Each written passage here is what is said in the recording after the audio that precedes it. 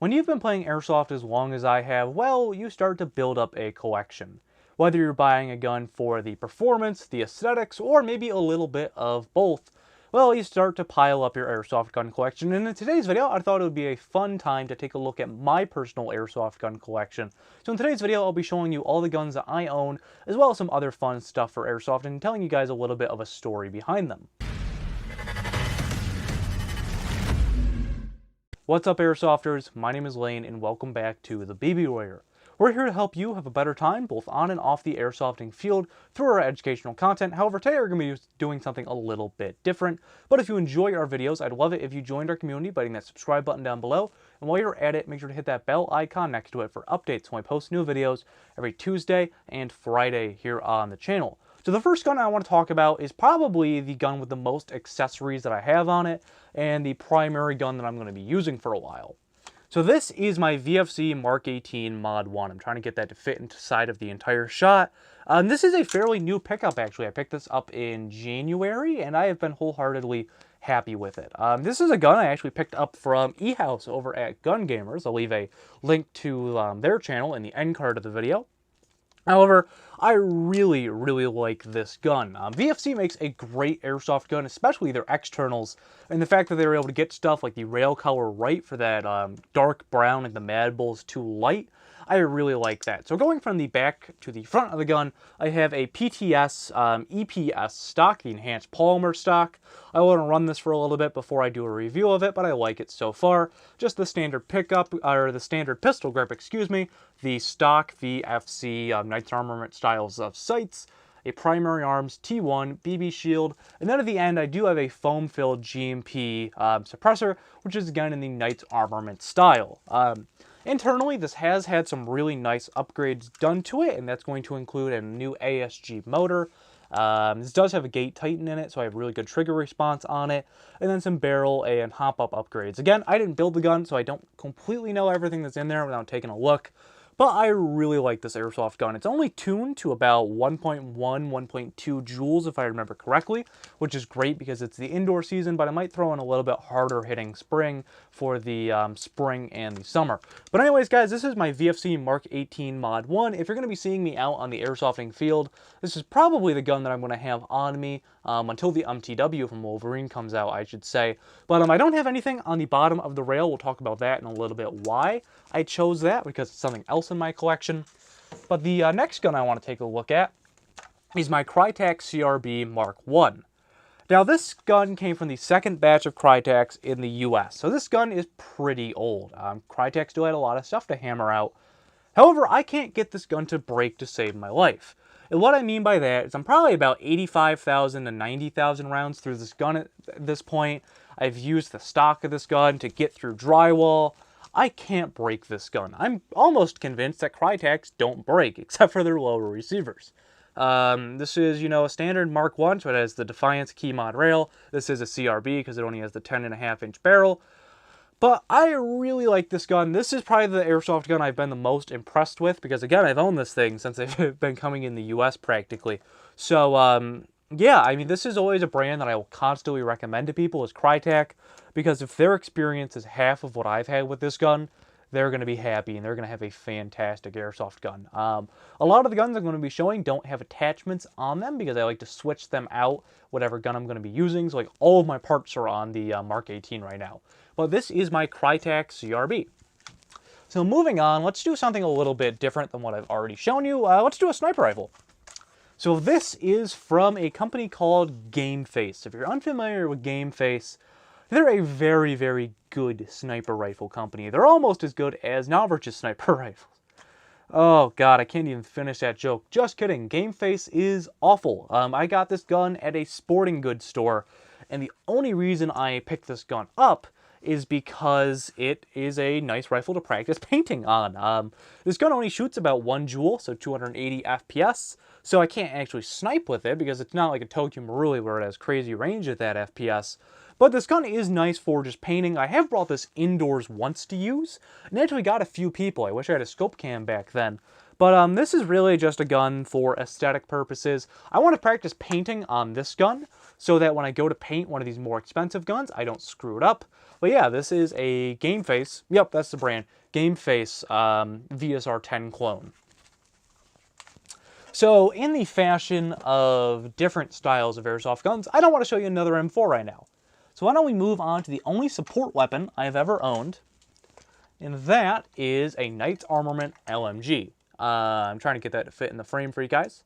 This thing is an interesting one. So this gun has a Wolverine Gen 2 Inferno in it. It's not the only Gen 2 Inferno gun I own, but this gun's a little bit interesting. So I got this gun for a crazy good deal, cheaper than the engine by itself, because it was kind of jerry-rigged. So the story behind this gun, and part of the reason why I bought it was curiosity, is the original owner managed to get a Gen 2 Inferno with a Spartan trigger board inside of the gun. And you might be saying, if you're unfamiliar with Wolverine's products, well, what's that mean? The Spartan is a trigger board for the Wolverine style of HPA engines that doesn't require an FCU.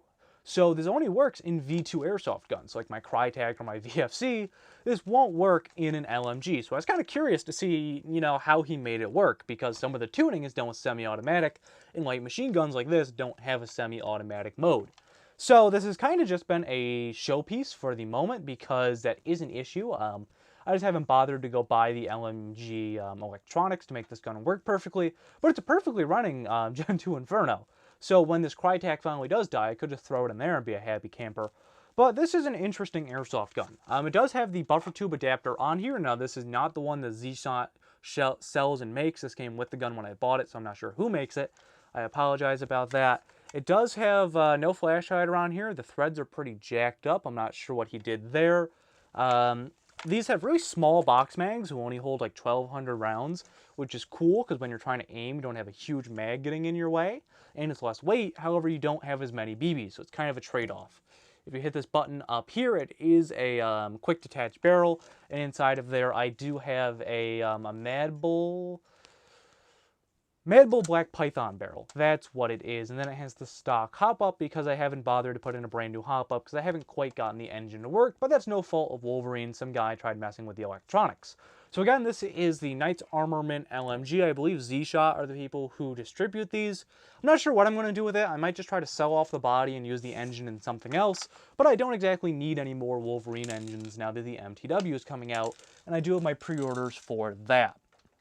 So before I go into another HPA airsoft gun, I'll just do another AEG. So this is the Lancer Tactical Gen 2 Interceptor, and this is the only gun that I've been sent for review that we're going to be talking about today.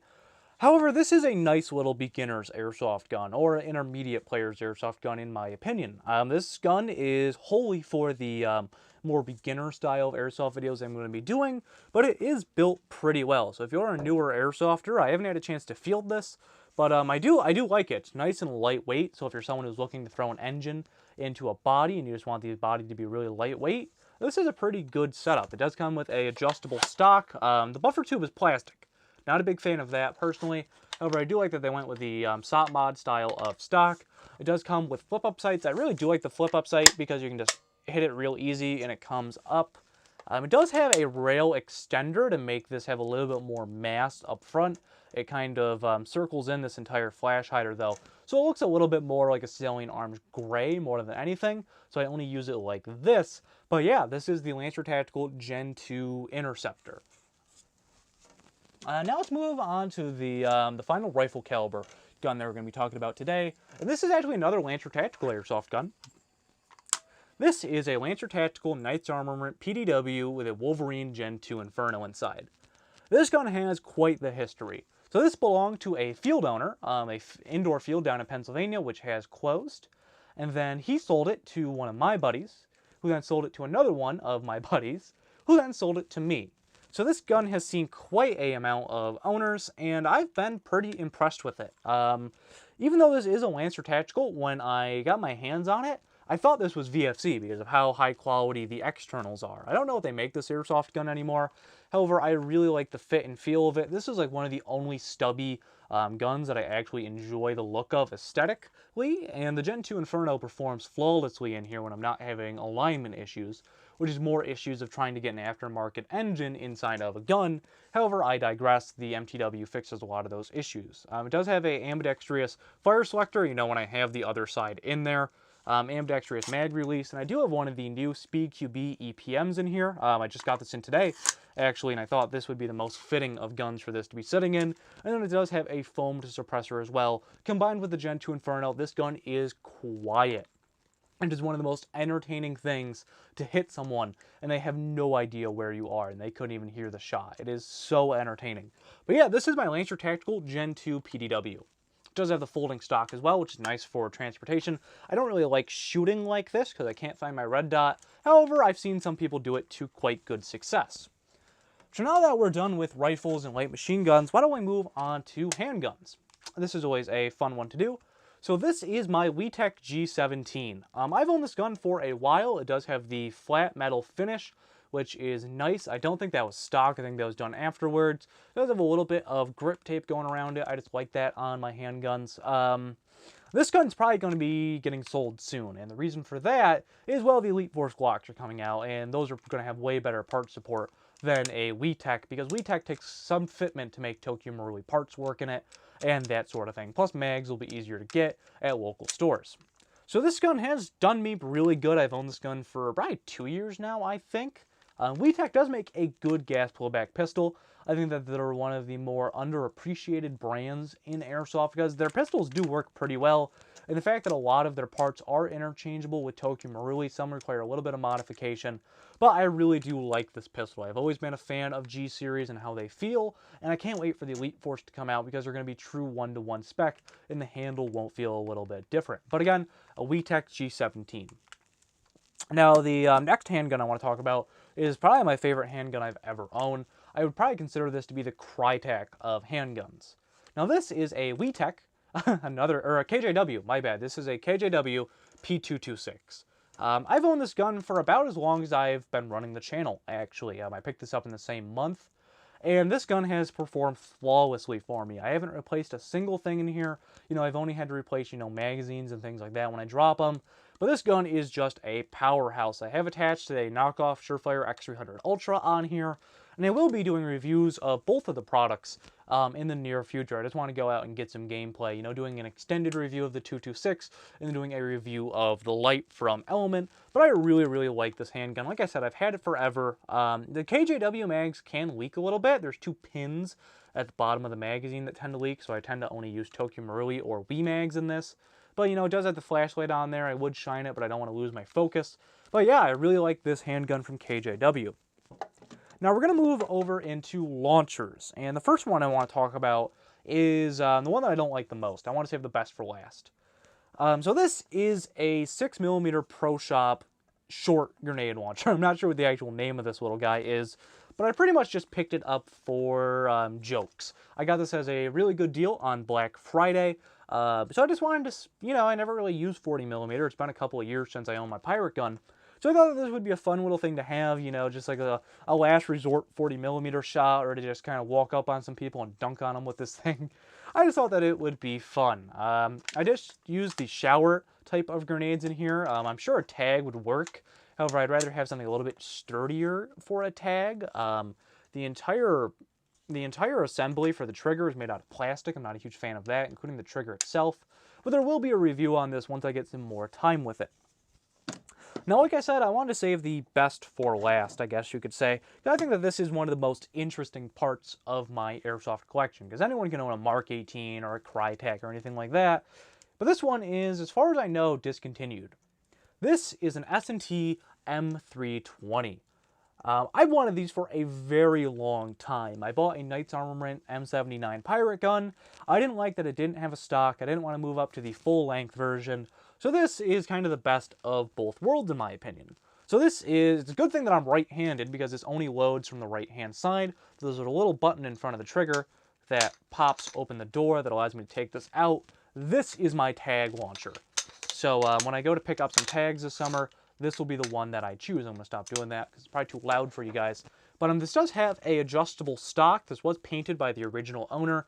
And the nice thing is that you can take off the stock and then mount this to a rail. This is why the bottom of my Mark 18 rail has nothing on it, because I want to experiment with trying to run this right underneath it. So either running BB shower or tag rounds. However, this gun, or this launcher I should say, is real neat. I do have the flip up sights, which are canted off to the side, as you guys can see, so you can still use these on a rifle.